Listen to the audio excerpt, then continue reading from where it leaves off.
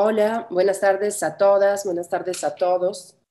Empezamos otra conversación del ciclo de quehaceres, manual de respuestas incorrectas, que dedicamos hoy a pensar juntos, pues, Hola, buenas tardes a todas, muchos temas, entre los cuales, perdón, tenía una doble transmisión, en el cual pensamos hoy el tema del residuo y siempre en el marco de los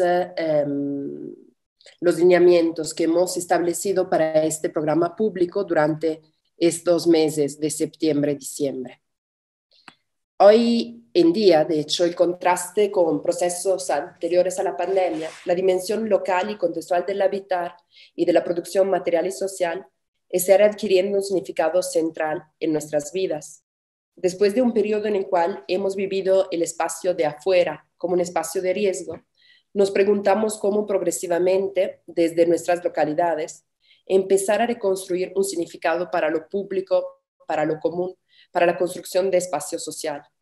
Por lo tanto, en esta nueva etapa del programa de quehaceres, precisamente esta segunda sesión de Manual de Respuestas Incorrectas, estamos intentando articular conversaciones con artistas, activistas, especialistas y ciudadanos para pensar en un proceso pandémico y pospandémico las maneras en las cuales construir, adecuar, pensar y radicalmente modificar nuestras maneras de habitar para realizar espacios más sustentables donde compartir, establecer otra relación con el medio ambiente, pensar prácticas culturales para territorios y comunidades específicas.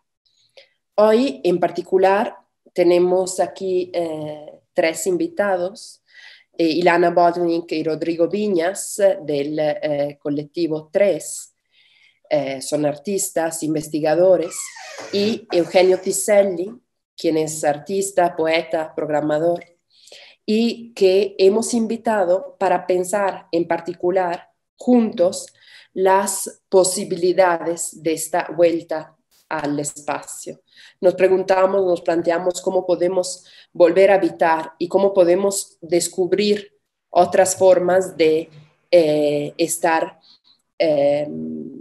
pensando y viviendo el espacio, ya sea público, en fin, en la vida física, en la vida, pues por así decir, material, y por otro lado también cómo podemos reinventarnos, otras maneras de tejer relaciones, de pensarnos también en un espacio público que en este momento pues frecuentamos un montón, que es el espacio virtual. Bienvenidos, Ilana, Rodrigo, Eugenio. Hola, muchas gracias por invitarnos. Será un gusto compartir con todos ustedes. No, por supuesto, muchas gracias a ustedes por aceptar.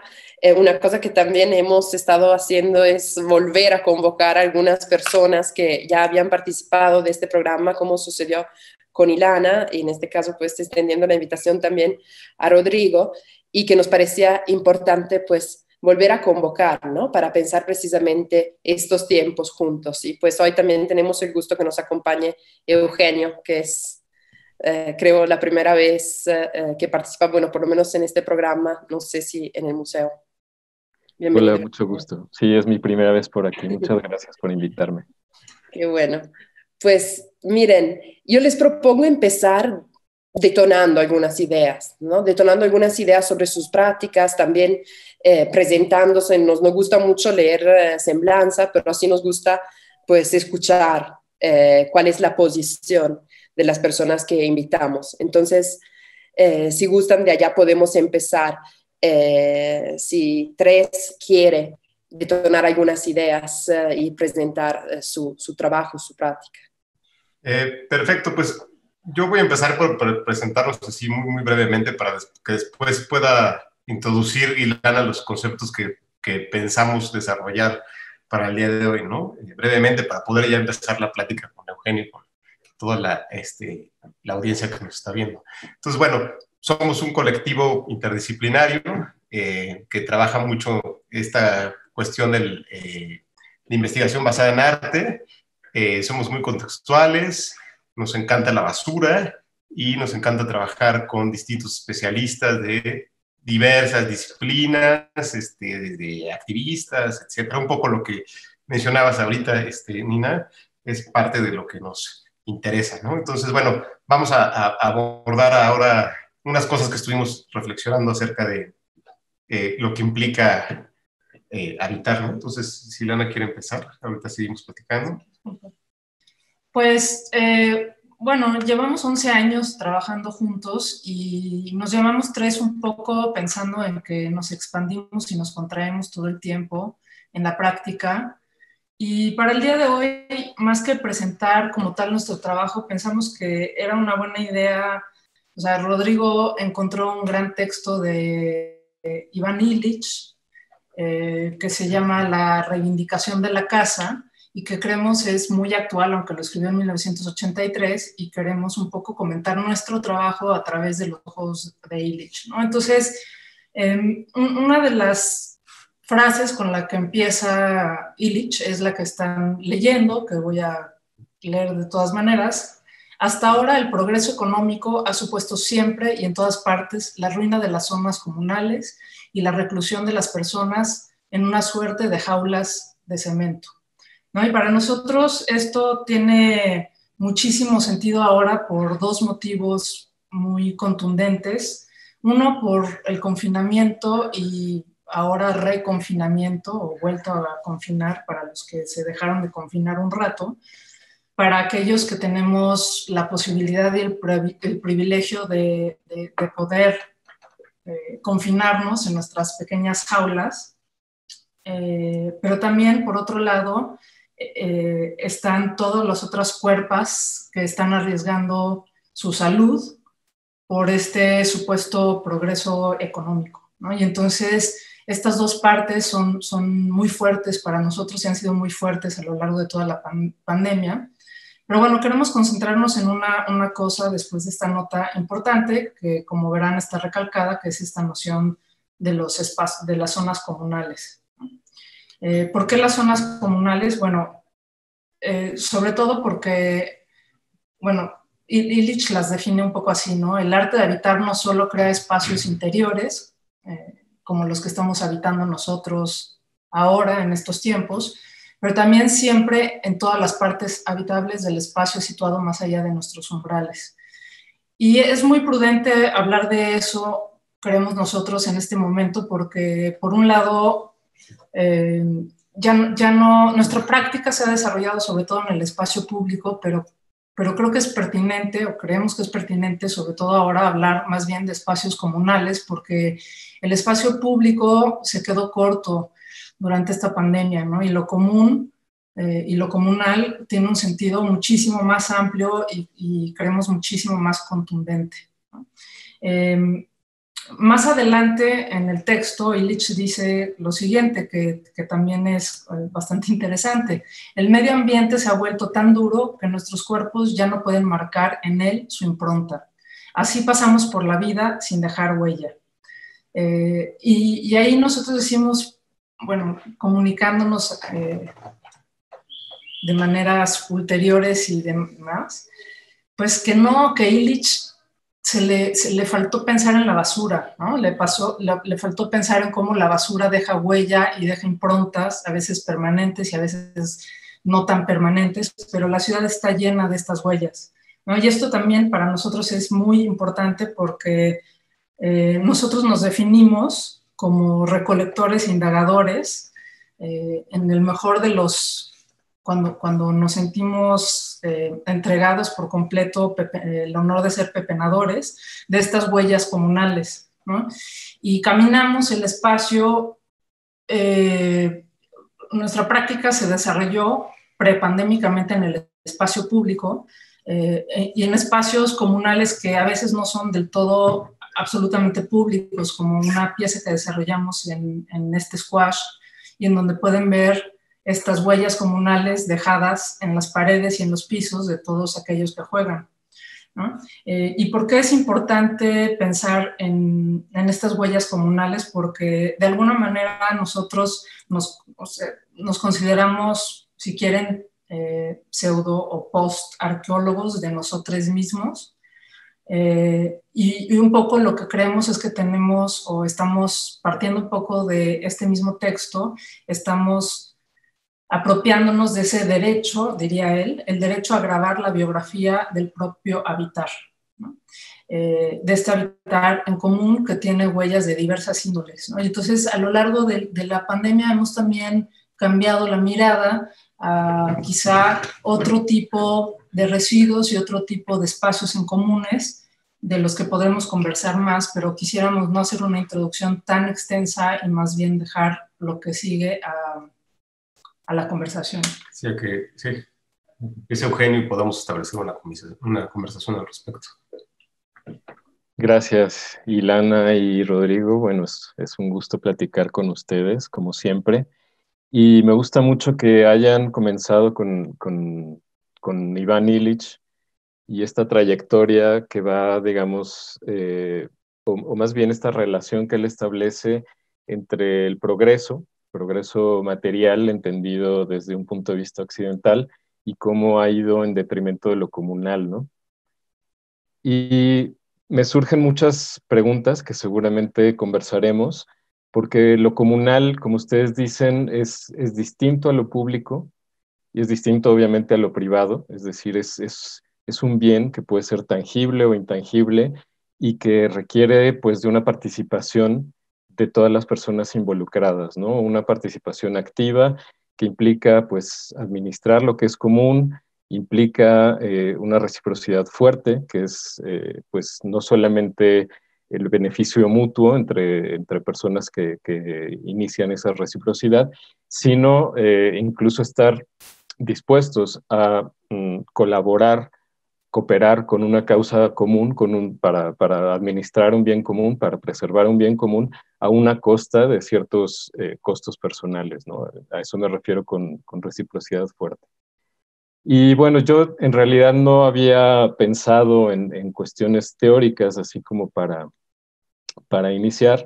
Había pensado en una introducción breve a mi trabajo de los últimos, pues ya no sé cuántos años, como 17, que me gustaría quizá empezar muy brevemente, o sea, voy a intentar no comerme demasiado tiempo, voy a hacer así como un vuelo rápido a vista de pájaro de estos 17 años, intentaré describirlos así como en 10 minutos o algo así, o menos.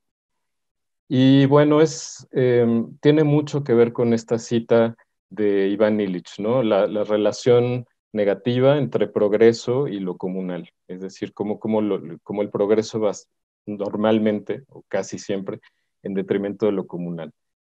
Desde mi punto de vista, y bueno, yo creo que se entiende de forma bastante general, el progreso ha estado centralizado en lo urbano, ¿no? En las ciudades. Se han entendido como núcleos de progreso desde la modernidad, ¿no? Desde que se hizo esta separación tajante entre naturaleza y cultura, pues la ciudad es por excelencia el núcleo del progreso, ¿no? Y en realidad yo creo que no podemos seguir pensando en la ciudad como una dicotomía campo-ciudad, naturaleza-ciudad, porque en realidad lo que comúnmente llamamos campo, lo que conocemos como entorno rural también, en realidad está determinado por las necesidades del entorno urbano, ¿no? Entonces todo esto que voy contando, eh, un poco está ilustrado por el trabajo que he estado haciendo en los últimos años, que es justamente con campesinas y campesinos, ¿no? Y es un trabajo además que tiene una deriva que parte de un proyecto puramente artístico, aunque con elementos de activismo y de ciertas formas de investigación colectiva, va derivando hacia un proyecto transdisciplinario, o yo prefiero llamarle indisciplinario, porque no solamente incluye disciplinas académicas, sino también otras formas de saber, otros sistemas de conocimiento que no necesariamente son académicos.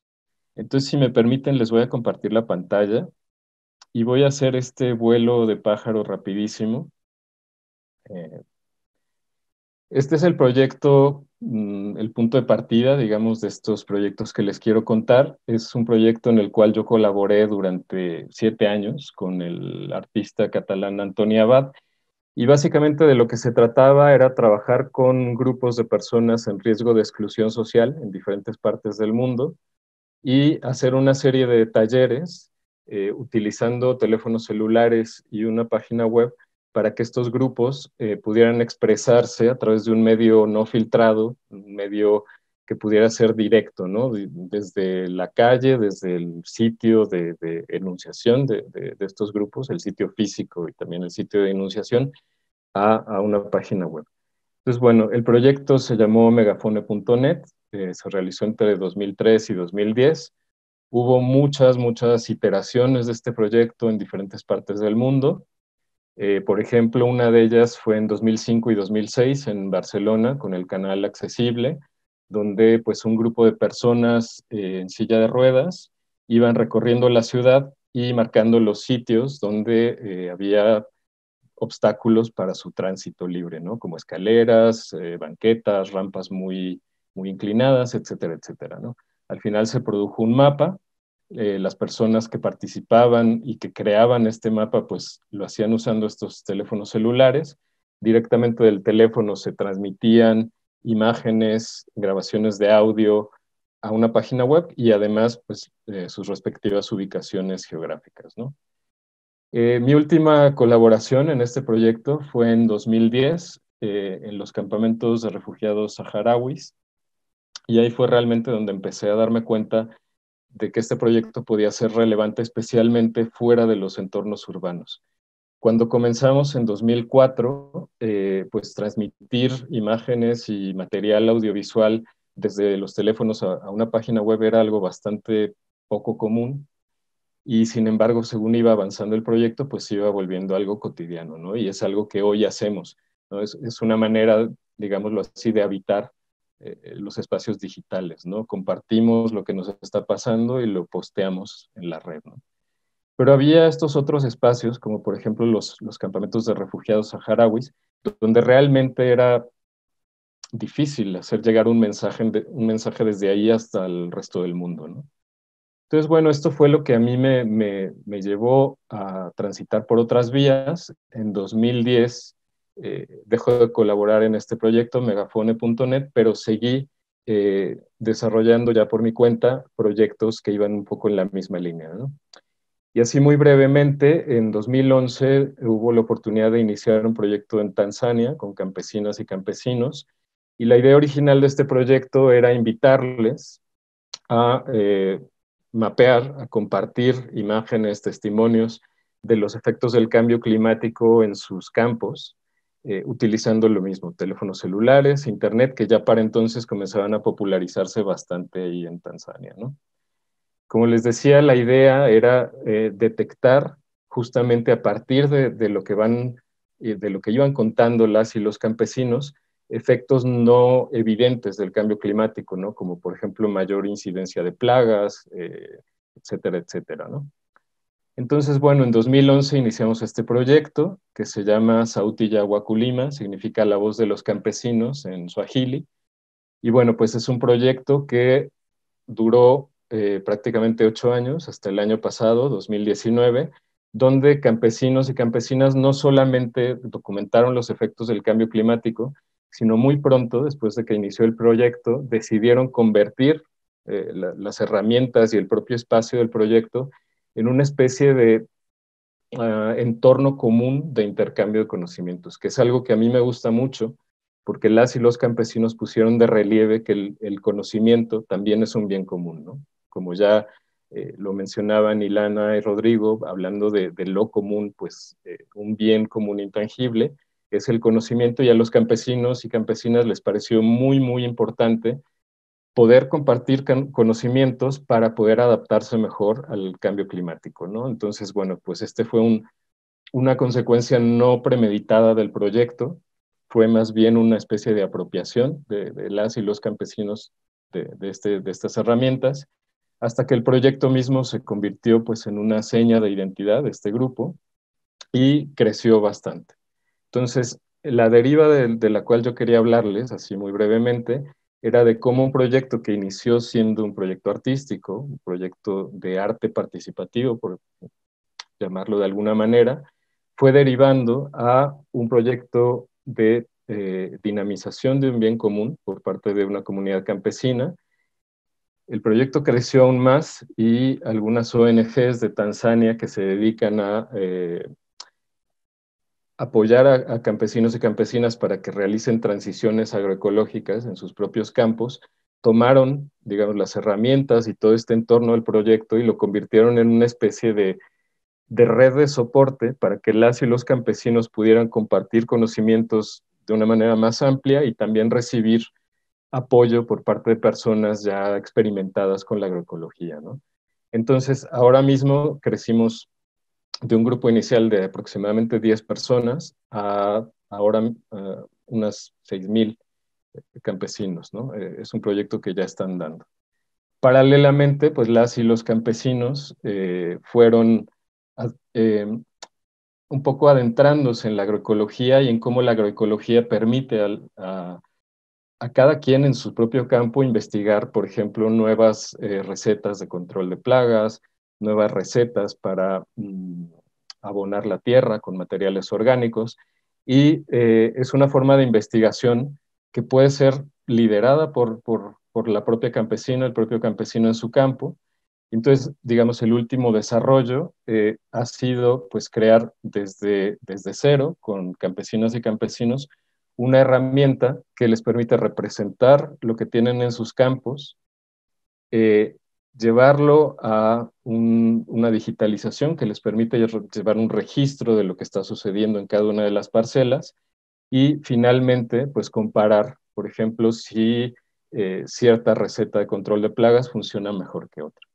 Entonces cuento todo esto un poco para pensar que quizá es desde el campo, desde donde tenemos que pensarnos a nosotros. Nuestro habitar en la ciudad ya no puede seguir ignorando lo que está pasando en los campos. Como les decía, lo que sucede en el entorno rural está predeterminado o determinado de manera muy fuerte por lo que sucede en las ciudades. Basta pensar en lo que pasa en un supermercado, donde vamos a buscar precios baratos, y eso pues crea una cadena que repercute hasta el final en las personas que están produciendo nuestros alimentos, ¿no? Entonces, si nosotros pensamos en todo ese ecosistema que trae los alimentos hasta nuestra mesa, tenemos que pensar quizá en una forma de habitar en la cual ya la ciudad no se piense como una cosa totalmente separada de lo rural, sino como esta relación entre el supuesto progreso urbano y el supuesto también atraso rural, y crear más bien estos puentes, estas ideas de bien común que es el conocimiento. Nuestro conocimiento de lo que pasa en el campo, y en el propio campo el conocimiento o el reconocimiento de la tierra, de los cultivos y de diferentes maneras de coexistir con las plantas, ¿no? Y con todo lo que crece en el campo, con los otros seres. Bueno, es un poco por donde yo quería irme. Espero no haberme desviado demasiado, pero yo creo que sí tenemos bastantes puntos en común.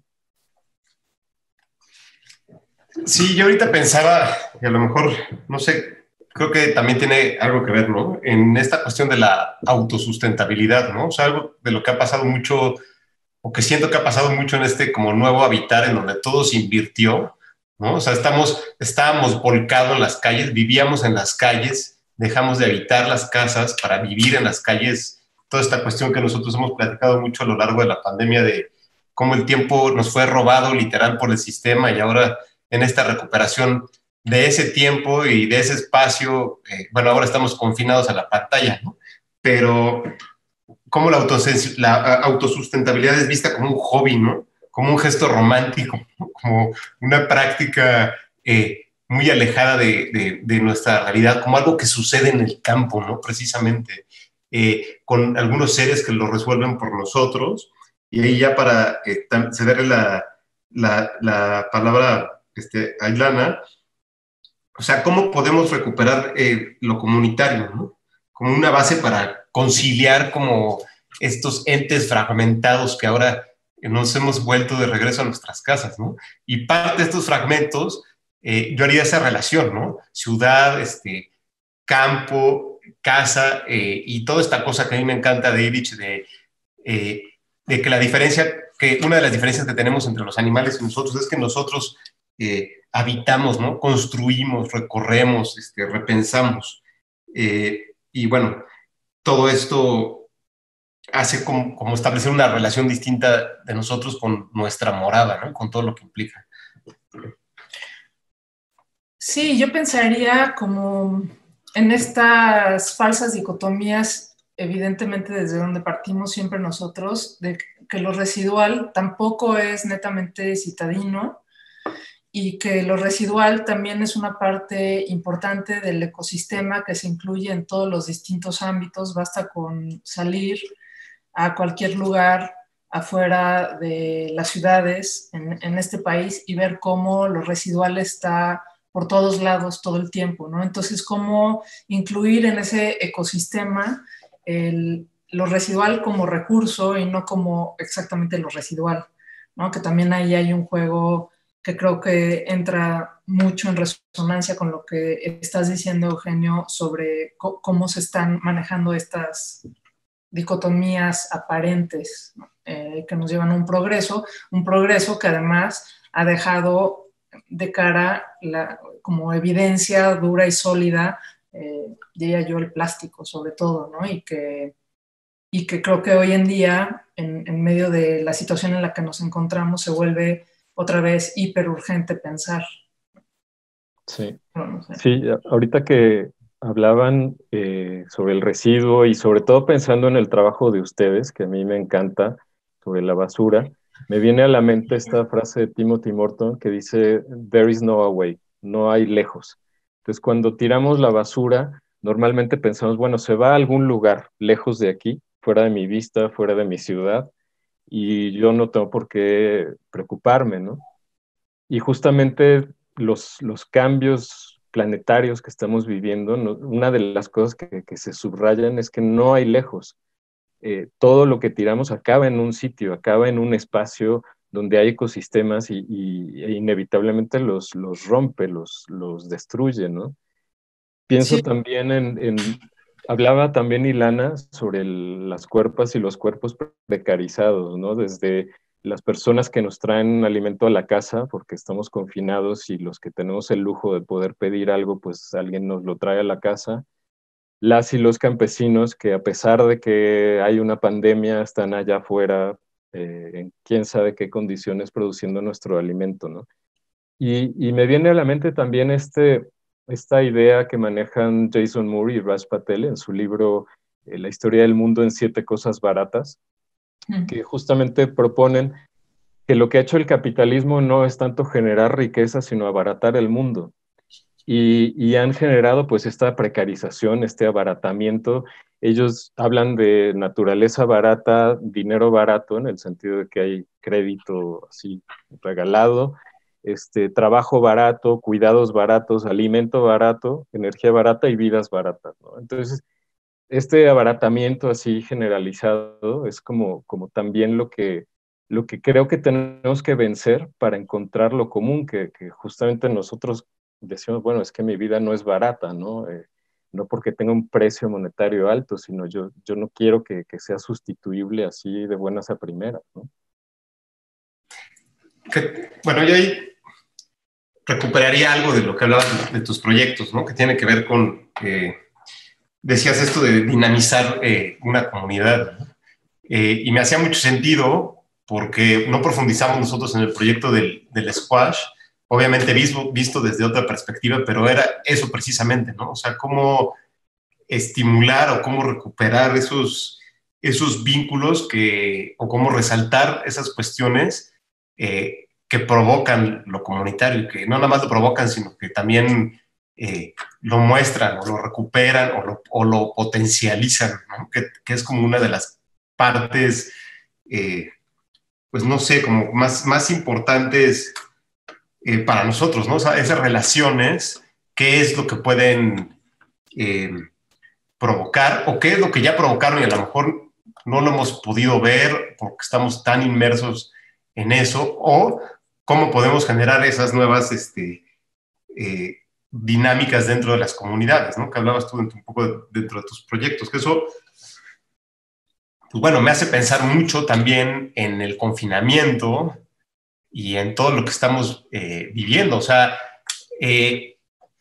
y con esto voy a tratar de no extenderme para cerrar, ¿no? O sea, ahí creo que Illich es muy certero, ¿no? Es como el espacio público nos fue arrebatado, pero ahora resulta que por la pandemia viene el reclamo de todos esos espacios que fueron habitados, que fueron lugares en donde la comunidad se reunía o las distintas comunidades se reunían, ¿no? Y por ahí ocupo el ejemplo de los árabes en Alemania que llegan y sacan la silla y es el lugar en donde conversan, en donde apuestan, en donde todos esos lugares que por los motivos distintos que sean, que nos han sido arrebatados o que nosotros mismos nos hemos arrebatado, nos están regresando a eso, a dinamizar las comunidades en las que vivimos, las microcomunidades de las que somos parte, en donde habitamos, ¿no? En donde estamos dejando la huella de la vida, ¿no? Diría él. Sí, a mí, además, tus proyectos que también, por supuesto, nos encantan, tienen que ver con, o sea, a mí me hacen pensar mucho en otras formas, en otras zonas comunales. Hay un texto muy bonito de Jérôme Monnet que se llama El territorio reticular, y un poco lo que pone sobre la mesa es cómo los territorios se han vuelto borrosos y fluidos, en tanto que existe dentro de esta noción clásica de ciudad un territorio que está confinado políticamente por un área, ¿no? Y lo que él llama el territorio areolar, ¿no? O sea, y muchas cosas suceden ahí en términos de área, y creo que tanto tu proyecto, por ejemplo, bueno, todos tus proyectos tienen que ver con un contexto muy específico, el nuestro también, ¿no? Que están confinados más, menos por un área. Pero eso se entreteje con este territorio reticular que tiene que ver, sí, con una conexión que estableces tú claramente a través de una convivencia en una red que se va mapeando y que se va intercambiando a través de un teléfono celular. Pero el territorio reticular no solamente acaba ahí, sino con todas las interconexiones que se pueden hacer, reales o virtuales, ¿no? Hablando un poco de la ciudad y cómo funciona, pues el metro es un territorio reticular, ¿no? O sea, no está confinado por un área específica, sino más bien por una serie de nodos y nudos. Y creo que una de las cosas que se están como exacerbando en la pandemia, y creo que se van a exacerbar todavía más post-pandémicamente, es el entretejido fluido de estos dos tipos de territorios, ¿no? Y cabe recalcar que la noción de territorio es importante señalarla porque es el espacio vivido, el espacio usado, el espacio apropiado, y que tiene muchas distintas capas y niveles de interacción y de posibilidad, ¿no? Bueno, no sé. Sí, hay muchísimas ideas. Yo parto también desde una cuestión que me gustaría compartir, y es que de alguna manera estos proyectos lo que me han enseñado es a regresar a mi espacio, ¿no? Porque he estado en contacto con comunidades en muchas partes del mundo y ha sido una suerte enorme, me ha enriquecido muchísimo, pero como dices tú, el territorio vivido es ahí desde donde se puede dinamizar lo común, como dice Rodrigo. Y creo que esa es para mí la gran lección, como de habitar un territorio y dinamizar desde allí, no tener que ir a la otra punta del mundo a dinamizar las cosas allí, que bueno, puede ser interesante, pero lo digo también, no tanto como autocrítica, sino como un descubrimiento después de muchos años, ¿no? Y ya nos contarán más, ojalá, sobre el proyecto este del squash, que me imagino pues que está cerca de su casa, que es un territorio que de alguna manera les genera como una familiaridad. Y me interesa también esta idea que propone Ilana de la reticularidad, ¿no? Porque quizá pienso en dos reticularidades distintas. Una es la que se impone desde arriba, por llamarlo de alguna manera, como las divisiones políticas, las divisiones administrativas del espacio, y la otra son las que emergen a partir del uso cotidiano, ¿no? Y cómo las áreas, digo, no conozco este texto que mencionaste, pero pienso en cómo vamos creando espacio a medida que lo utilizamos, ¿no?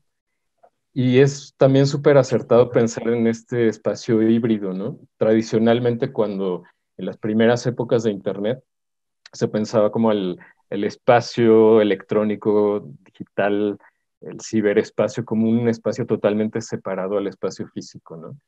Y ya no podemos, digo, si ya desde antes de la pandemia ya no podíamos seguir pensándolo de esa manera, ahora mucho menos, ¿no?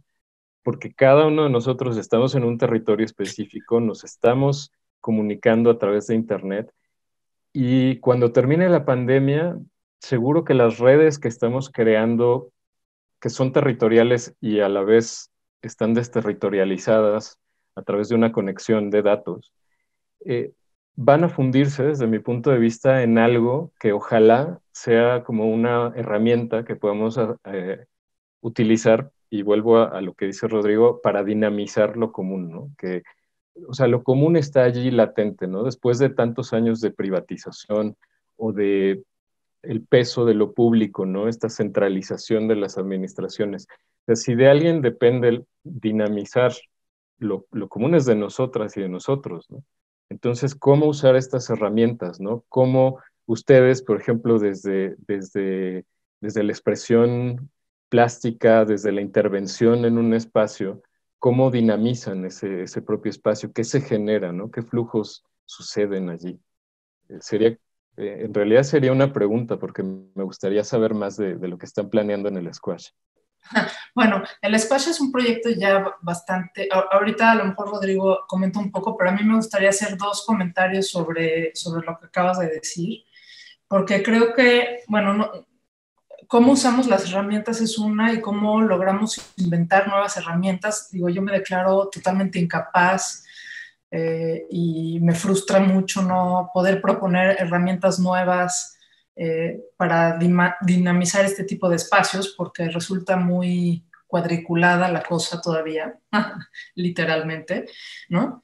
Pero bueno, una de las cosas que sí creo que está pasando de manera contundente es que si ya antes de la pandemia había un problema muy grande con nombrar el espacio público y como generar estas divisiones entre lo público y lo privado, ahora queda mucho más claro que hay un rompimiento total de lo público porque finalmente estamos siempre como en este impasse en donde estamos en un contexto íntimo, pero al mismo tiempo estamos en un contexto público de intercambio, donde nos estamos microespiando unos fragmentos de nuestra vida por lo que se cuela entre los cuerpos y las cuerpas, ¿no? Y en ese sentido creo que también hay otro tipo de zona comunal que nosotros hemos tratado de dinamizar durante la pandemia, que tiene que ver con solicitar a través de todas las redes que conocemos que nos guarden los residuos pandémicos de los jabones que están utilizando, ¿no? Y entonces ha sido un intercambio muy bonito porque no se trata solamente de acabar recibiendo todos estos pedazos de jabón, sino que ha devenido en una conversación sobre lo que implica estar encerrado y lo que implica estarse lavando constantemente y una reflexión en torno a eso, ¿no? Y hemos recibido, o sea, hemos logrado crear, diríamos, una comunidad jabonosa. Bueno, no sé si es comunidad todavía, pero un intercambio jabonoso de esto que es muy privado, pero al mismo tiempo es muy común, pues, o sea, ahí hay otra forma de entender lo común como algo que no necesariamente es público, pues, ¿no? Y eso es un poco lo que pasó en Squash, a lo mejor Híjole, voy a tratar de ser muy breve porque sí. a mí me interesa mucho escuchar como el símil del proyecto que nos estabas comentando tú, que realizaste con los campesinos en Tanzania, con las comunidades y etcétera, ¿no? Entonces, bueno, en el Squash fue un proyecto que se desarrolló hace 4 años, más o menos, y me gustaría traer también como esta noción de que nunca se ha vivido o nunca se vivió del mismo modo, que también lo dice Illich, ¿no? Ahora que estoy clavadísimo con eso, en todos los lugares distintos del mundo, ¿no? Perdimos a Eugenio, no, ahorita regresa. Ahorita regresa. Bueno, pero continúo con la idea de que nunca se vivió del mismo modo en lugares distintos del mundo, ¿no?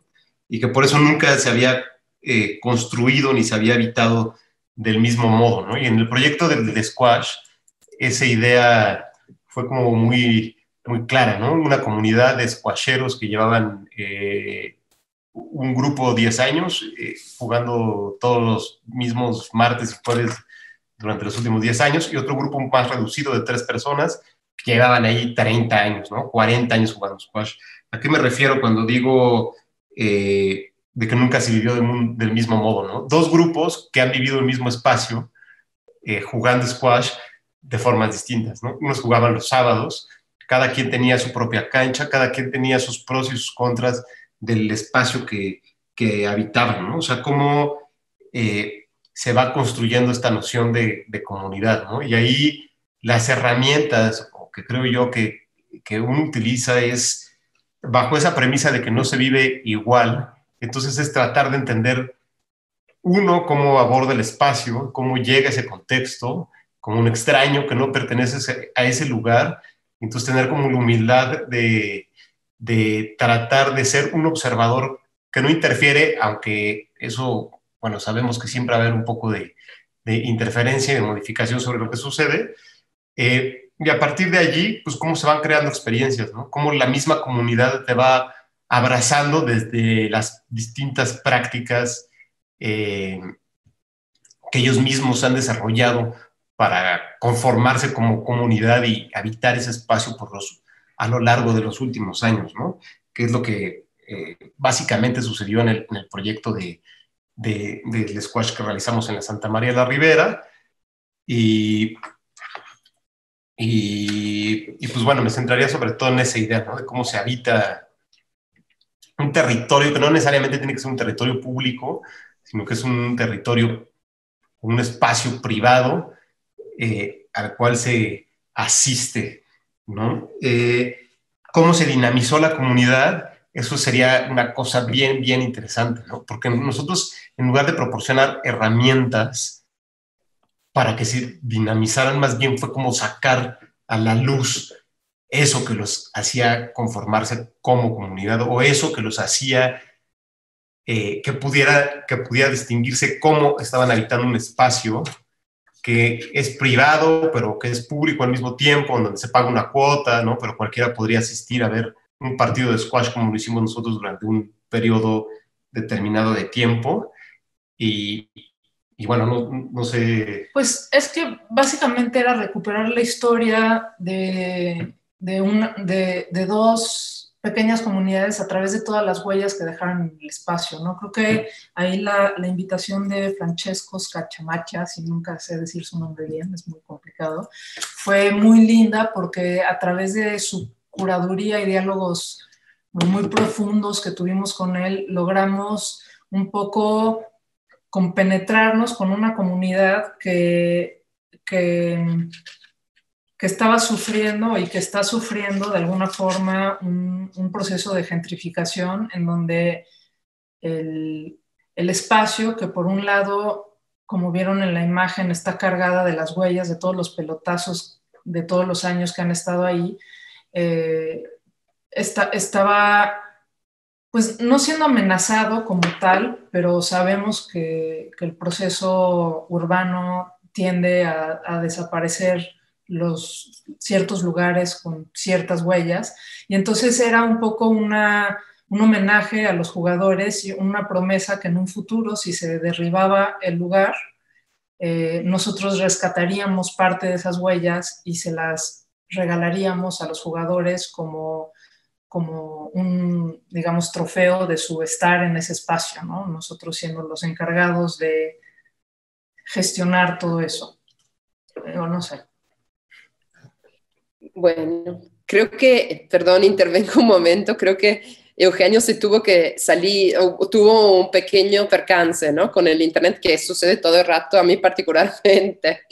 Entonces entiendo perfecto, pero me gustaba reanudar algunas cosas al respecto de lo que andan contándonos y que me parece interesante también compartir y que tiene quizás a que ver también con estas historias que ustedes, digamos, atestiguan y que van pues construyendo desde las dos distintas prácticas y que de alguna manera pues obviamente crean, ¿no?, una serie de narrativas invisibles. Y también, entonces, muchos se han referido a la idea de habitar los espacios, ¿no? Y muy puntualmente, quizás muy básicamente, también me gustaría saber qué significa para ustedes habitar. Eugenio lo dijo bastante, ¿no? Estuvo hablando mucho de cómo activar un territorio, ¿no? No me acuerdo, no es la palabra exacta que usaste, pero me interesa esto, de cómo lo van pensando ustedes y pueden ampliarlo un poco. Y por otro lado, me parece que también lo que decía ahora Ilana y Rodrigo respecto a la idea de los squash, me pareció interesante también a lo que señalaban en estas relaciones raras que estamos viviendo entre espacios públicos y privados, ¿no?, que quizás no llegan a ser comunales, como ustedes están diciendo, en lo cual también hay una tensión muy rara entre el tiempo libre, por así decir, y el tiempo ocioso, o un tiempo de toda manera de una socialización no laboral, y pues en realidad el tiempo del trabajo, ¿no? Que me parece que también es interesante pensándolo también en una óptica económica y pensando en ópticas de redistribución de los espacios, pero de las economías y de las precarizaciones en curso. No quiero interrumpirlos, pero pues eran como ideas que mientras me habían surgido escuchándolo, y aprovechando de esta pausa, pues las puse en la mesa. Sí, bueno, gracias, Nina. Disculpen, literalmente se reseteó mi conexión a internet y no sé, eso me sirvió para pensar que habitar estos entornos virtuales, pues es algo muy precario, ¿no? Me acaba de suceder. Estaba yo intentando pues estar aquí junto con ustedes y de pronto, bueno, se cayó mi conexión. Creo que esto simboliza de alguna manera un poco hablábamos también de herramientas, ¿no? Y nuestra quizá excesiva fe en las herramientas. Al final, después de mi experiencia con diferentes proyectos, o sea, llego a pensar que habitar es realmente estar en un espacio, ¿no? Creo que otra vez en los años heroicos de Internet se decía que habitábamos el ciberespacio, que ya no importaba dónde estuviéramos, que éramos flexibles, que podíamos ser nómadas, etcétera, etcétera. Y yo realmente fui nómada durante mucho tiempo, ¿no? Estoy en México desde hace poco tiempo y estoy viviendo en muchos lugares y trabajando en muchos lugares. Y creo que el habitar, desde mi punto de vista, a pesar de que pueda sonar como un regreso a la tierra muy romántico, pero no es tanto ese regreso a la tierra idealizada, sino el realmente estar en un espacio, el vivir en un espacio. Y vivir en un espacio sin esa ilusión de hiperconectividad y de hiperfluidez que tiene mucho que ver con flujos capitalistas en todo caso, ¿no? Entonces, un poco esa es la reflexión que esta interrupción me da, nuestra excesiva fe en las soluciones tecnológicas, nuestra excesiva confianza en que estas herramientas nos van a ayudar a superar los grandes problemas y no. O sea, yo creo que los grandes problemas a los que nos enfrentamos realmente los vamos a no a solucionar, sino a negociar y a aprender a vivir con ellos, como dice Donna Haraway, estando en relación con otras personas. Es paradójico que estemos ahora en Internet, ¿no? Pero de verdad que mi lección, digamos, después de todo este deambular por Tanzania, por otros lugares, es estar en un lugar físico, ¿no? O sea, estar realmente en un lugar físico y desde ahí construir lo común. Creo que es muy difícil construir lo común desde el nomadismo, desde lo contrario a habitar, ¿no? El fluir, está muy bien fluir, pero es difícil pensar en lo común allí. No sé, es como recogiendo las preguntas de Nina. ¿Dónde aterrizar, no? Diría Latour. Sí. Sí. Y yo diría que también tiene que ver con otra, o sea, para mí también habitar tiene que ver con una cosa bien importante que es negociar con y en el espacio. ¿Y por qué digo negociar? No lo digo en términos transaccionales, ¿no? Lo digo más bien que el espacio nos hace y nosotros hacemos el espacio. Y en ese estar conviviendo con un espacio, también estás reconfigurando tu cuerpo y estás también reconfigurando el espacio y estás, híjole, va a sonar muy electrocursi, pero es cierto, generando como una especie de energía que se constituye en esa espacialidad. Y esa negociación diría igualmente, con las personas, otras que están en ese espacio y con todas las cosas materiales que también están en ese espacio, ¿no? Es decir, hay una negociación de ese habitar que coincido ahí, sí, es estar ahí, pero estar ahí no implica necesariamente una constante armonía, y por eso digo negociar, ¿no? Porque estamos todo el tiempo confrontándonos a quiénes somos y cómo nos estamos constituyendo, y tenemos que estar en un lugar, pienso yo, nos obliga necesariamente a reconfigurarnos todo el tiempo y a flexibilizar nuestro modo de ser, ¿no? Y creo que eso es una parte importante de habitar. Ahora yo estoy súper glitchiano, así tremendamente, porque creo que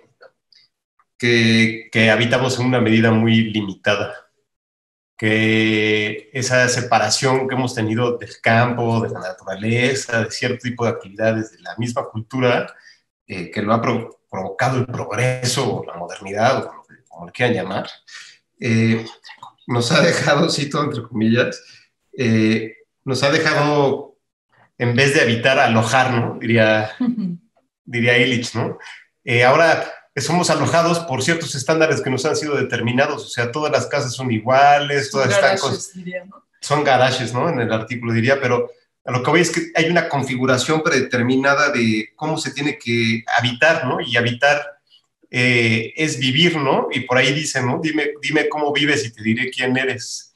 Y me hace mucho sentido, ¿no? Y me hace mucho sentido también con lo que dices tú, Eugenio, con lo que dice Ilan, o sea, no nada más es estar allí, sino, y a lo mejor va a sonar muy metafísico, pero ¿cuándo escuchamos un espacio? ¿No? O sea, sabemos escuchar un espacio, sabemos sentir un espacio, nos provoca algo ese espacio, y ahí también regresaría otro ejemplo por allí que a ver si ahorita encuentro, pero si no me acuerdo vagamente, que dice en el artículo, ¿no? De la arquitectura vernácula, ¿no? Que es como hablar un dialecto en específico, ¿no? Cada población, cada comunidad tiene una forma específica de habitar, de construir el lugar, y no son iguales, ¿no? Nos damos cuenta que en todo el mundo pues no son iguales, no habitamos igual, ¿no? Que somos distintos, ¿no? Y de dónde ha quedado eso con todo lo que ha provocado el desarrollo económico. Las revistas Vogue. ¿No? Que diría Illich, que ha cubierto de cemento el mundo habitable, ¿no? Pero bueno, yo actualizaría esa frase de Illich, diría, dime qué tiras y te diré quién eres. Somos tres. La basura, claro. La huella de la vida. Y está bien que estos temas nos pongan cursi, metafísicos, porque creo que hasta cierto punto es necesario, ¿no? Es como si todo este pensamiento fuera de lo estrictamente racional estuviera prohibido, y yo creo que es más necesario que nunca en este momento. Y escuchándolos ahorita, o sea, me venía a la mente una idea, que a lo mejor es una cursilada también, o no sé, pero habitar es cohabitar, en el sentido de que también tenemos que hacer como este ejercicio de observación y de inclusión de todos los cohabitantes que deberían estar en este espacio, ¿no? Y no me refiero a tener solamente plantitas en la casa, que está muy bien, o animales en la casa, que está muy bien, sino a ser conscientes de cómo cohabitamos incluso con los seres que no estamos viendo, ¿no? Por eso también Internet no me parece un lugar para habitar, porque no hay diversidad de vida, o sea, no hay plantas en Internet, no hay animales en Internet, hay minerales adentro de nuestras computadoras, pero están siendo extraídos desde lugares muy lejanos y en condiciones tremendas, ¿no? Entonces es como, Internet es casi como una especie de anticohabitación, por decirlo de alguna manera, en un espacio en el cual no cohabitamos con el mundo, sino que en todo caso nos conectamos unos con otros, pero hasta allí, ¿no? Y sí, o sea, estoy como totalmente de acuerdo en como esta agencia que deberíamos poder tener sobre el mundo de construir nuestros espacios, de cohabitar con otros seres, no solamente de forma armoniosa, sino como dice Ilana, de negociar en el sentido de, a ver, tú quieres esto, yo quiero esto, ¿cómo le hacemos, no? Y para mí eso es negociar, y la vida es eso, ¿no? Negociar con otros seres que a lo mejor si pensamos en que, bueno, son parásitos como los mosquitos, pues vamos a borrarlos, ¿no? Y a lo mejor son súper necesarios para un ecosistema, ¿no? Entonces, negociar es eso, ok, tu presencia me parece un poco incómoda, pero tenemos que cohabitar cómo le hacemos para que yo no te borre a ti, tú no me borres a mí, ¿no? Eso también es como esta cohabitación. Yo es lo que trato con los mosquitos, le digo, pícame, te doy de mi sangre, pero no hagas ruido y déjame dormir, pero no llegamos a un acuerdo. No, pero pues qué tal que te da el dengue luego, ¿no? También. No, Pero no. sí, o sea, eso, como que hay muchas capas. Yo no sé si coincido, me voy a quedar con eso como parte de un pensamiento que tengo que procesar, si es imposible habitar estos espacios digitales o si tenemos que empezar por reconstruirlos desde otros saberes y desde lugares que no necesariamente son estas grandes corporaciones que nos están diciendo cómo habitarlos, pues, ¿no? Entonces, ahí está creo que uno de los retos que tenemos para poder habitar estas conexiones, no tanto en el sentido pleno de habitar, o sea, porque sí, tanto Haraway como Latour dirían, pues es que hay que estar en el problema y hay un no estar completamente en estos entornos, pero sí creo que eso, ¿no? O sea, como que es un buen momento para pensar cómo se pueden, cómo nos podemos, un poco retomando lo que dijiste al inicio, Eugenio, cómo podemos hacer una base comunal con participación, con reciprocidad, con cooperación, un poco una transmutación local de estos espacios digitales, ¿no? Que no tengo ni idea cómo, pero es como una idea que me gustaría por ahí echar a andar. Es como las azoteas de los 50, ¿no? Esas son las zonas comunales, ¿no? Donde iban, estaban ahí echando el chisme y se ayudaban a colgar la ropa. Todavía. ¿Cómo recuperar esas zonas comunales que ahora están abandonadas, ¿no? Las subes a los edificios y todos esos cuartos de lavado, todo el mundo se reunía. No sé, ¿no? Por dar un ejemplo, ¿no? Porque lo mismo pasa con no sé, con distintos tipos de comunidades. ¿Cómo recuperar esas zonas comunales? Yo pienso que ahí es en donde radica la clave de todo eso, inclusive para los museos, ¿no? O sea, desde hace, bueno, ya si entramos en este tema es una cosa muchísimo más compleja, ¿no? Pero para mí es como podrían ser los nuevos museos, ¿no? Sí, bueno, sí, pensarlo desde sí, otras negociaciones espaciales, está bueno. No sé si hay, a mí me gustaría saber si hay alguna pregunta de los escuchantes, de los escuchantes. Bueno, les digo, de momento no había preguntas, hay una observación de una persona que dice que habitar es vivir y dar. Y luego, que es Maida Schulte Brokoeff, que nos escribe desde Argentina.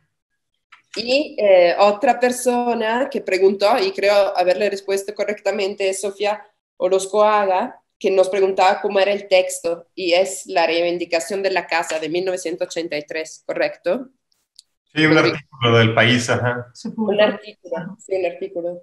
Pero también hay otro que es el de la casa de Gandhi, que se llama, ahorita me acuerdo, El mensaje de la choza de Gandhi se llama, que es del 78, que también tiene que ver con todo lo de habitar y los cuartos de Gandhi, etcétera, cuando estuvo ahí y Nietzsche. Y creo que yo agregaría un poco en base al comentario que hicieron y retomando de nuevo a Haraway, pues la noción de cuidado, ¿no? Habitar como estar en cuidado, en cuidar, como un elemento importantísimo del habitar. Claro.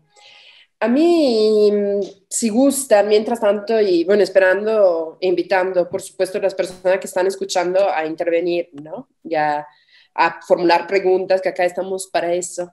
Me gustaría retomar un momento una de las, para precisarla, ¿no? Una de las dos cosas que yo les preguntaba.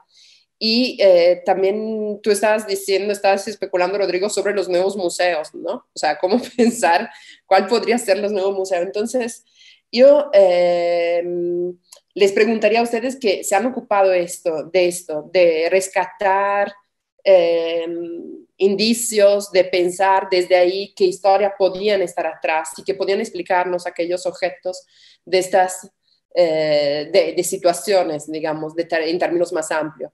Y Eugenio, tú que también te dedicaste a poner en tensión ciertas narrativas, ¿piensan que en este momento, pues, sea un buen momento para construir narrativas otras y desde dónde se debería de hacerlo? Pienso también pensando un poco en esta metáfora que hacía Rodrigo, citando a Illich, cuando mencionaba el hecho de la arquitectura vernácula. Y yo pienso mucho en la interfaz del Internet, ¿no? Y pienso que todavía tenemos muy pocas posibilidades de manipularla para que, al menos a un nivel de usuario básico, como yo me reconozco ser, de poderla manipular para poderla adaptar, ¿no? Entonces, un poco me pregunto, ¿no? ¿Desde dónde y desde las prácticas artísticas se pueden, o si ustedes, según ustedes, es el momento adecuado para encontrar nuevas narrativas, o cuáles pudieran vislumbrarse el intersticio, aunque ya no estén por ahí, ¿no?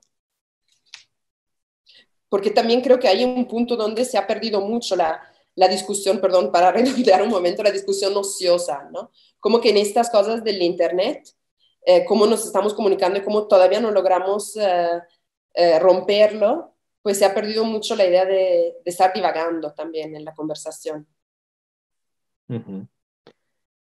Sí, pues quizá cosas que yo he aprendido a lo largo de los proyectos que les contaba al inicio, es esta idea que también la maneja Illich en algún momento. Illich es una gran fuente. Hay un texto muy bonito que se llama justamente El silencio es un bien común. Y Illich habla de la escucha como postura política. No es el único autor que habla de eso, pero ya que Rodrigo y Lana traen a Illich, me acuerdo de ese texto que me gusta muchísimo. Y entonces pienso que no se necesita construir nuevas narrativas. Las narrativas están ahí, se multiplican por todos lados, ¿no? Simplemente no las habíamos escuchado. Entonces, creo que si cultivamos más bien la escucha como cuidado de esas narrativas, como cuidado de ese bien común, yo creo que quizá, no sé, yo tengo poca experiencia con los museos, pero me encantaría pensar el museo como un espacio de escucha, ¿no? Y un espacio de escucha donde todas las voces tuvieran cabida, ¿no?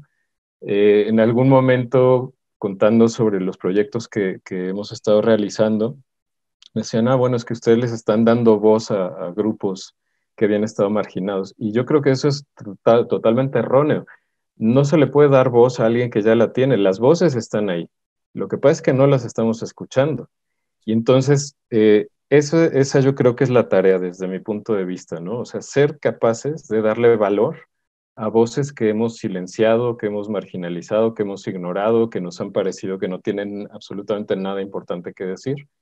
Y ahí hay un giro importante, ¿no? Porque ya no estamos pensando en él o la autora que tiene la autoridad para decir algo con autoridad, sino que simplemente es multiplicar la escucha, ¿no?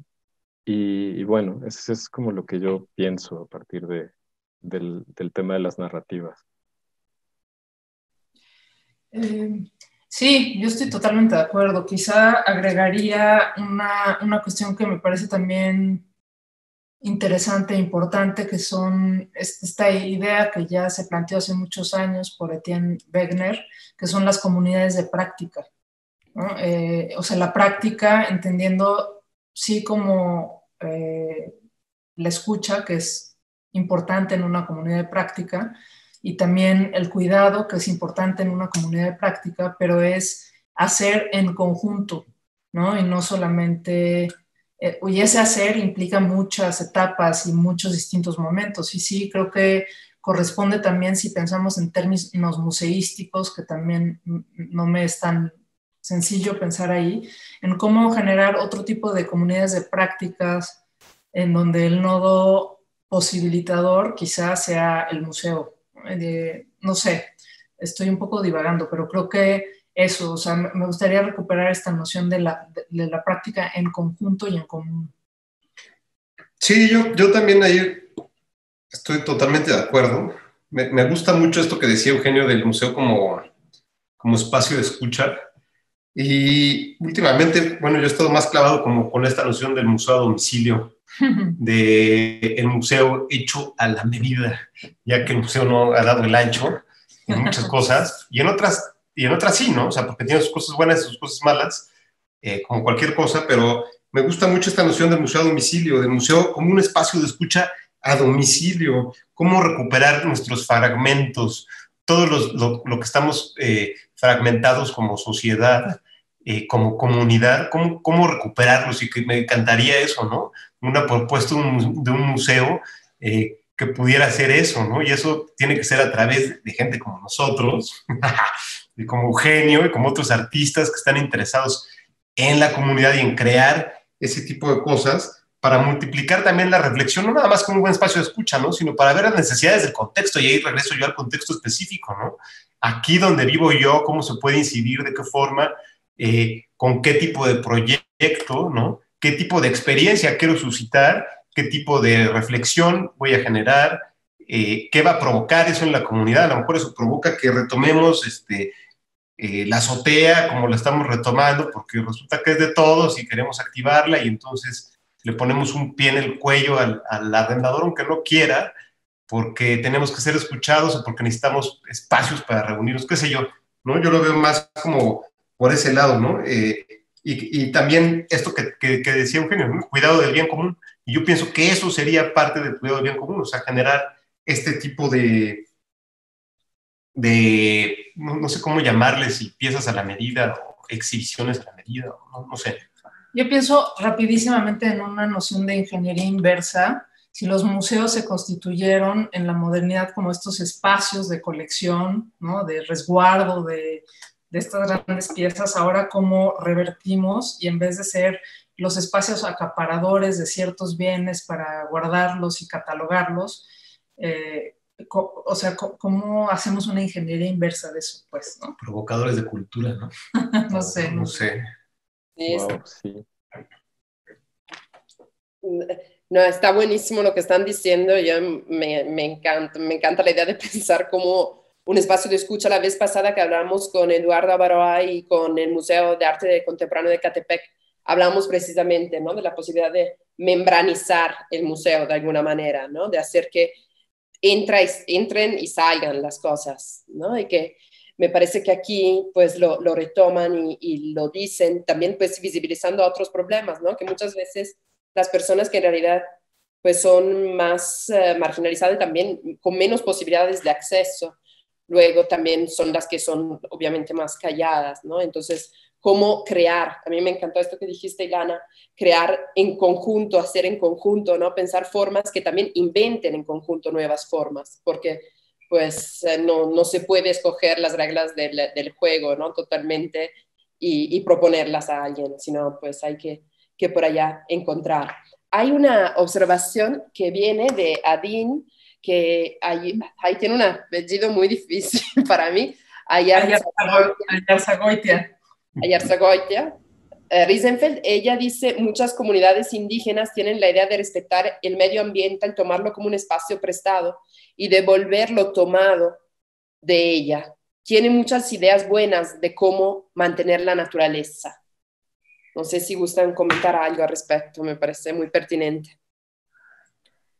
A mí me cuesta un poco como hablar, digamos, de un contexto que no es el mío. Creo que es difícil. La importancia del contexto que menciona Rodrigo yo creo que es central y no perderla de vista. pero quizá eso no significa que no podamos inspirarnos por ideas de otras culturas que suceden, que están pisando otros territorios, ¿no? Por ejemplo, hace rato que hablábamos de la reciprocidad, y creo que tiene mucho que ver con este comentario. A mí hay una idea que me gusta mucho que viene de las culturas maorís, y más que una idea es realmente una parte de su cosmovisión, ¿no? De cómo organizan el cosmos, la vida, ¿no? Y es la idea del Hau, que significa el espíritu del don, ¿no? Entonces la reciprocidad entre la cultura maorí está definida por tres obligaciones, que es dar, recibir y devolver, ¿no? Pero lo que se da, lo que se recibe y lo que se devuelve es mucho más que el bien tangible que es intercambiado, ¿no? Sino que hay este espíritu, el Hau, que también está movilizándose y es una especie de espíritu que regula este intercambio, ¿no? Entonces lo que hace el Hau es decir, bueno, mm, yo te doy algo, pero ese algo tiene un espíritu y ese espíritu lo que está haciendo es de alguna manera llevarte a seguir en este juego infinito de dar, recibir y devolver, ¿no? Entonces hay una ética, porque es una cuestión ética. Bueno, nosotros la veríamos como una cuestión ética. Para los pueblos maorís, pues es una cuestión religiosa, política, la ven de distinta manera, seguramente, pero creo que hay ciertas cuestiones éticas que van muy de acuerdo con esta idea de tomar prestado, de pedir permiso, de dar, recibir y devolver, ¿no? Entonces, no soy tampoco ningún experto en el tema, pero sí me interesa mucho inspirarme en estas ideas, justamente para traerlas a mi contexto, al contexto donde vivo, y lograr intentar trazar o hacer una ingeniería inversa, como dice Ilana, de mis propios valores éticos, para poder establecer otra relación con el mundo, ¿no? Con los seres que hay en el mundo, ¿no? Yo creo que bajo el capitalismo crecemos en una especie de irresponsabilidad organizada, en la que simplemente tomamos y jamás nos preocupamos por devolver, ¿no? Entonces sí, creo que si queremos reescribir esta ética extractiva, pues hay mucho de dónde inspirarse, ¿no? Y sí, seguramente hay muchas culturas originarias que tienen pues muchas cuestiones, no a tomar directamente como una receta y a trasladarla, pero sí para inspirarnos y para repensarnos, ¿no? Yo creo que ese es el valor de estas cuestiones. Sí, pues, bueno, muchas, o la gran mayoría, si no es que todas las culturas antiguas tienen en común eso, ¿no? Que el vínculo o su habitar en el mundo era muy distinto al nuestro. Y, y eso pues ya cambia toda la ecuación, ¿no? Ya de un inicio, no es lo mismo, ¿no? Y ahí me podría yo clavar también un muy buen rato, ¿no? Pero coincido totalmente contigo, Eugenio. Ahí creo que, y ahí tomaría yo otra vez la noción de la tour, ¿no? Esta cuestión de dónde aterrizar es eso, ¿no? Es cómo restablecer el vínculo con la tierra, o sea, cómo aterrizar, ¿no? O sea, regresar a la tierra, o sea, anclarse a un lugar, ¿no? Después de venir ahora lo que está pasando, ¿no? La industria aeronáutica y turística, pues está quebrada, ¿no? Y claro, después de estar ciudades en los cielos, moviéndose todo el tiempo, bueno, pues ahora creo que es momento de aterrizar en el sentido de volvernos a unir con la tierra, y suena para mucha gente hiperridículo, ¿no? Para mucha gente que tiene estos juicios con las comunidades indígenas o con los pueblos ancestrales de que hay una veneración por la tierra, ¿no? Por la Pachamama, y claro, cuando lo empiezas a ver desde otra perspectiva, pues se convierte en algo muy importante y muy interesante. Y también tendría que ver con prestar atención a otras cosmovisiones, no solamente en relación a qué tomamos prestado y cómo lo devolvemos, pero también cuál es el sentido de nuestra vida y nuestra relación con los otros en esta vida, ¿no? Creo que ahí también hay mucho que escuchar, pues. Bueno, pues yo creo que fue un diálogo muy rico, que en principio les quiero agradecer y pues ir como acompañándonos hacia el final de la charla, esperando que esto pueda dar pie pues a más ideas, a más diálogos y también a más ejercicios, ¿no? En principio de escucha, como ustedes mismos van señalando. Creo que para ir un poco tocando algunos de los temas que estuvieron pensando, fue bastante interesante, ¿no? Cómo pues se fue construyendo esta definición, redefinición más bien de la idea de lo comunal, ¿no? De lo que podemos pensar como una zona en la cual se establecen también relaciones otras respecto a lo que estamos acostumbrados a vivir. Y creo que una palabra que regresó bastante dentro de la charla fue la palabra negociación. En distintas ocasiones la estuvieron como mencionando y se me hace muy interesante para repensar, ¿no? Para repensar también estas últimas cosas que estaban ustedes diciendo y que podemos estar pensando en algún momento, que son precisamente estas experiencias de decidir vivir de forma otra y de decidir circular también bienes, experiencias, conocimientos, narrativas en una manera distinta desde las instituciones, desde las prácticas artísticas, pero desde la misma idea de estar en un lugar. Me pareció muy interesante también esto que nos estuvieron señalando sobre la idea del habitar como un ejercicio de estar, ¿no? Y de estar en diálogo, estar en conversación. Allá sí, Lana, creo que usaste precisamente la palabra negociación, ¿no? Como de ir también pensando cómo todos los días nos adaptamos de alguna manera, que este proceso de adaptación continua también es una forma de vivir. Yo les agradezco un montón. No sé si tengan algún comentario más.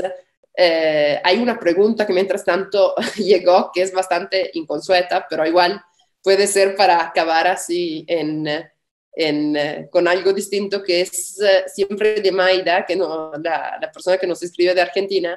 Dije, terminé de leer Los hijos de Sánchez y me gustaría leer algo similar. No sé si, pues además de algún comentario final, tengan algún consejo, ¿no? Sobre esto que dará Maida. Wow. Yo leí ese libro hace tantos años que ya no me acuerdo, pero si quieren puedo dar una recomendación de un libro que me gustó.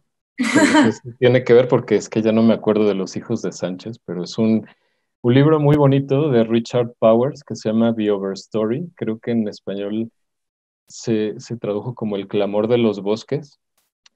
Y lo recomiendo porque creo que viene mucho a cuento con como esta especie de sintonía que tenemos con aprender a habitar con otros, pero no solo con otros humanos, humanas, sino también con otros seres, ¿no? Y en particular en esta novela los protagonistas, o las protagonistas, porque en realidad no se sabe, son árboles, son como los personajes principales de la novela. Entonces la recomiendo mucho. Los hijos de Sánchez, si no mal recuerdo, era como de una familia muy pobre, que superaba como muchas adversidades. Pues creo que The Overstory, digo, no me atrevo a hacer similitudes porque es que no, creo que estaría totalmente fuera del caso, pero sí hay árboles que están resistiendo a adversidades, que es pues básicamente la deforestación, ¿no? Y cómo hay humanos y humanas que se alían con estos árboles, y bueno, es una novela que les recomiendo muchísimo, o sea que puedo terminar en esta nota de recomendación literaria de la semana. Increíble. The Overstory de Richard Powers, ¿correcto? Sí, ese. Bueno, para que yo vaya poniéndola por ahí en el Facebook. El clamor de los bosques, creo que se llama en español.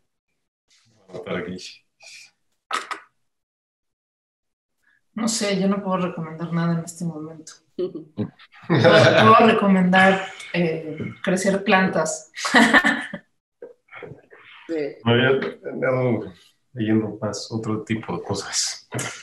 Pero, así novelísticamente he estado más clavado con Pamuk últimamente. Me llamo Rojo y esas cosas que no tienen nada que ver con lo que hemos estado platicando. Pero, que es la personificación de los colores o los objetos. También ya ven que Pamuk tiene esta cosa en que que utiliza mucho como narraciones a través de objetos, ¿no?